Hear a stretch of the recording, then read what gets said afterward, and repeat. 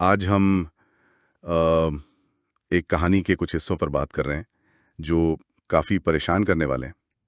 ये the book that kills नाम के दस्तावेज से लिए गए हैं। कहानी शुरू होती है एंजेला नाम की एक लड़की की मौत से। पहली नज़र में लगता है कि ये आत्महत्या है।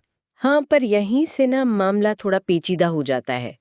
एंजेला की जो दोस्त है लूसी, उसे ये बात हजम नहीं होती। उसे शक है कि कुछ और है। मतलब एंजेला हमेशा इतनी खुश, इतनी जिंदा दिल लगती थी, भविष्य को लेकर उत्साहित। हाँ, बिल्कुल। तो ये सोचना कि वो अपनी जान ले लेगी, थोड़ा मुश्किल है मानना। बिल्कुल। लूसी को लगता है कुछ तो गड़बड़ है। तो फिर लूसी और एंजेला का बॉयफ्रेंड मैट, वो दोनों मिलकर सच का पता लगाने में जुट जाते हैं। और उन्हें मिलती है एंजेला की एक डायरी, और यहीं से चीज़ें मतलब और अजीब होने लगती हैं। हाँ, वो डायरी बहुत अहम सुराग है। उसमें लिखा है कि एंजेला को वो किताब मिली थी छुट्टियों में, एक द्वीप पर, एक पुराने जैसे प्रेतवादित घर में। प्रेतवादित घर द्वीप पर। हाँ, और डायरी कहती है कि उस किताब को पढ़ने के बाद ही उसे वो भयानक सपने आने शुरू हुए, हम्म, परछाइयां दिखने लगीं। ओ, और ये सिर्फ दिखना नहीं था, एक साये ने उससे कहा फुसफुसाकर कि अगर मुक्ति चाहिए तो मरना होगा। बाप रे, ये तो बहुत ही ज्यादा डरावना है। सिर्फ सपना नहीं, जैसे कोई उसे उकसा रहा हो। बिल्कुल, एक तरह का मानसिक हमला। और फिर देखो, लूसी और मैट को वही किताब एंजेला के कमरे से मिल जाती है। वही किताब। हाँ, और जैसे ही वो उसे खोलते हैं, पढ़ना शुरू करते हैं, उनके साथ भी वही होने लगता है। मतलब डरावने सपने, है, परछाइयां। बिल्कुल वही। तो जाहिर है ये कोई आम किताब तो नहीं है। नहीं, बिल्कुल नहीं लगती। और ये बात तब और पक्की हो जाती है जब वो उसे नष्ट करने की कोशिश करते हैं। उसे जलाने की कोशिश की, पर वो जली नहीं। चली नहीं। नहीं। और जब फेंका तो वो रहस्यमय तरीके से वापस लूसी के पास आ गई। वापस आ गई कैसे? पता नहीं, यही तो रहस्य है।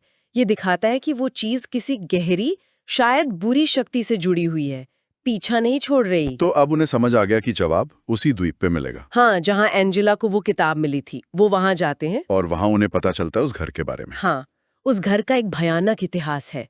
सदियों पहले वहां कुछ औरतें थीं जिन्हें शायद चुड़ैल माना जाता था। उनकी एक रस्म के दौरान मौत हो गई थी, और उनकी आत्माएं वहीं भटक रही हैं। और उनकी कहानियां उस किताब में थीं। बिल्कुल, वो किताब जैसे उनकी कैद हो। और फिर कहानी में आगे क्या होता है? वहीं उनकी मुलाकात एक बूढ़े शामन से होती है, मतलब एक तरह के ओझा या जानकार व्यक्ति से। अच्छा, कोई मदद मिलती है? वो मदद करने को तैयार तो होता है, पर एक शर्त रखता है, बहुत ही खतरनाक शर्त। कैसी शर्त? उन्हें आत्माओं की दुनिया में जाना होगा, और इसके लिए कुछ देर के लिए अपनी धड़कन रोकनी होगी। क्या? दिल की धड़कन रोकनी होगी? ये कैसे मुमकिन है? हाँ, मतलब अनुष्ठान का हिस्सा है। ये दिखाता है कि ये कितना कितना ज्यादा जोखिम भरा काम है, दूसरी दुनिया में कदम रखने जैसा। और उनके पास वक्त भी बहुत कम होता है ना? सिर्फ 15 मिनट। हाँ, सिर्फ 15 मिनट, जिसमें उन्हें एक मंत्र पढ़ना है, किस लिए?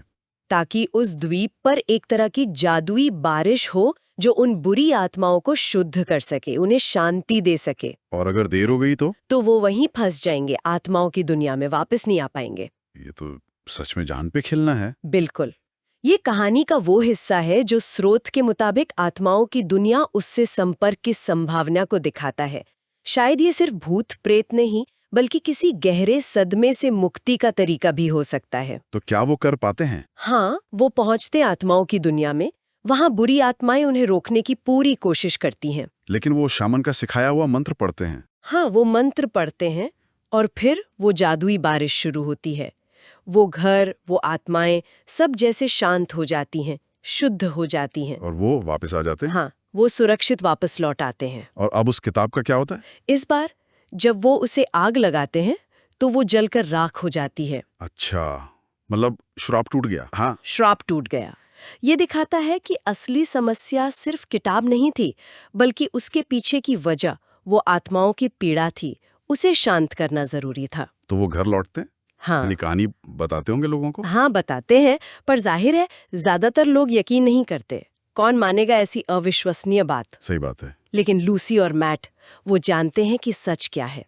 इस पूरे अनुभव ने उन्हें एक बड़ी बात सिखाई, क्या? कि कभी-कभी अंधेरे का, डर का सामना करना ही पड़ता है। उसी से मुक्ति मिलती है, चाहे वो कितना भी डरावना क्यों ना हो। ये शायद बाहरी आत्माओं के साथ साथ अपने अंदर के डर पर जीत पाने की भी कहानी है। ये सब सोचने के बाद ना एक सवाल फिर भी रह जाता है मन में। कहानी के आखिर में ये बताया गया है कि कई लोगों की यादों से ये पूरी घटना जैसे मिटा दी गई। हाँ पर लूसी और मैट को सब याद रहता है। हाँ, ये एक बहुत दिलचस्प पॉइंट है आखिर में। तो ये क्या बताता है? मतलब उस अनुभव के बारे में या शायद उस शक्ति के बारे में जिसने ये यादें चुनी? सही सवाल है। क्या कुछ अनुभव इतने गहरे होते हैं कि उन्हें मिटाया ही नहीं जा सकता? या फिर क्या ये याद रखना ही उनके अनुभव का हिस्सा है, एक तरह का सबूत, या शायद एक बोझ जो उन्हें उठाना है? ये सवाल कहानी हमें सोचने पर मजबूर करती है। अगर आपको ये वीडियो पसंद आया तो वीडियो को लाइक करें और चैनल को सब्सक्राइब जरूर करें। और यही कहानी अगर आप इंग्लिश में सबटाइटल के साथ देखना चाहते हैं तो मेरे इंग्लिश चैनल स्टोरी ग्लाइडर को जरूर चेक करें। मैंने चैनल का लिंक डिस्क्रिप्शन में दे दिया है। वीडियो देखने के लिए आपका बहुत बहुत धन्यवाद।